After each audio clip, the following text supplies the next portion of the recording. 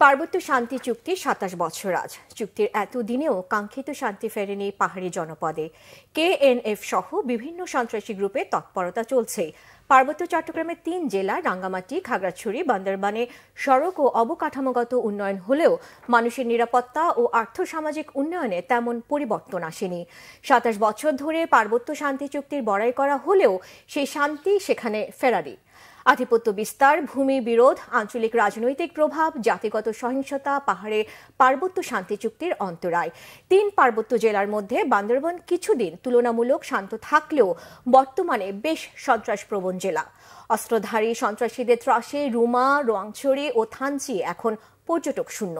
অন্তর্বর্তী সরকারের কাছে পার্বত্য চুক্তি বাস্তবায়নের আশা আঞ্চলিক সংগঠনগুলোর। এদিকে চুক্তি পূর্ণাঙ্গ বাস্তবায়ন হলে পাহাড়ে শান্তি ফিরবে বলে মনে করেন বান্দরবান দুর্নীতি দমন প্রতিরোধ কমিটির সভাপতি অং চমং মারমা।